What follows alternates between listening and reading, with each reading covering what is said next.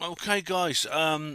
It's now just turned 6 a.m. I'm still awake, believe it or not, and I don't feel tired. But I've actually just got a bit of an update for you. Things have sort of carried on as they are. Let me just show you.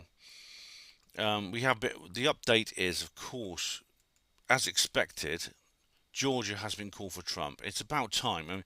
I mean many newspapers were calling it for Trump anyway. But as you see here, he's got 50.9% of the vote versus 48.4. 94% of the votes counted. So he's got Georgia now. I mean, it's got lines on it, which I don't know why that's got lines. I don't know what that means exactly. It just says flip here, but it's turned red basically. Uh, I've worked out that he needs three of these five states that are in play. Now, funny enough, Nevada has started counting and publishing its counting. And believe it or not, it's gone from like just a handful. Maybe because most people in Nevada live in Las Vegas, as I know because I've been there. But it's gone from like 5% to 74% of votes counted. And as you can see, Trump is 50.9 versus 47.6, which means it's, well, unless there's a little some Harris enclave somewhere in off the strip, maybe in the Venetian area where where all those gondolas were. It looks like Trump's going to get Nevada. Now that's worth 6 points. Um, Pennsylvania. Pennsylvania's still not been called, even though it's 90% are in. Trump is 51.3, so he's actually extended his lead slightly. Harris is still on 47.8, so he's still way ahead there. So that's got to be called soon. And the other areas that are of interest are now Michigan is still very strongly ahead with Trump, but still 59% only being called. Now Wisconsin, which I can still say, despite 3 glasses of this, 85%, and again Trump has a similar extent of lead, 51.4 versus 47.2. So it's looking quite good at the moment. Now the fact that Georgia has gone to Trump. Now, as you can see here, he just needs 23 points to win. 23 points. Two of these states would do it. Two of any of these states would do it. Nevada has 6. He's going to get 3 from Alaska, no matter what, because they always vote for Trump.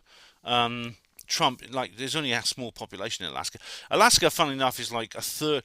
It's like a third of the entire area of the United States. I think it's a quarter to a third, somewhere between a quarter to a third.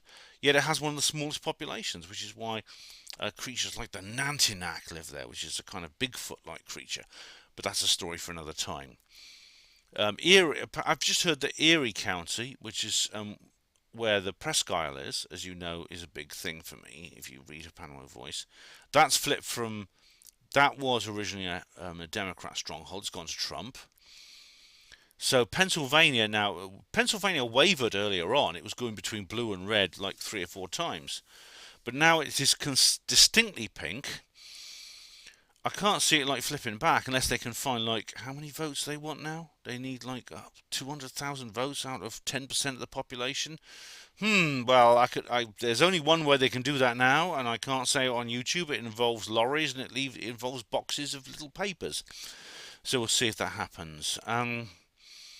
But anyway, Wisconsin, like Wisconsin is doing quite well. I think Wisconsin, he might get Wisconsin. Like he needs 3 of these states. If you get Nevada, it will help, and he's well on his way to that. In terms of the actual legislature, he's got the Senate. Right, well, the Republicans have the Senate, which is a good thing, and they're well on the way to getting their House of Representatives. Now, how this will certainly affect domestic policy, which means that if a Democratic president in the form of Kamala Harris, should she somehow pull back this, and as I said, there's only one way she can do this, it's going to be hard for her to get away on domestic policy with the legislature against her. So, yeah, things are looking good. 6 a.m. As I said, it's still until Trump crosses that line, I'm not gonna rest. But you can see this is clearly the bookmakers let me take this off. The bookmakers are like 90 95%. I mean, the odds are amazing. William Hill, Ladbrokes, they're all offering like really crappy odds now for Trump. They're saying like there's a more than 90% chance of him winning.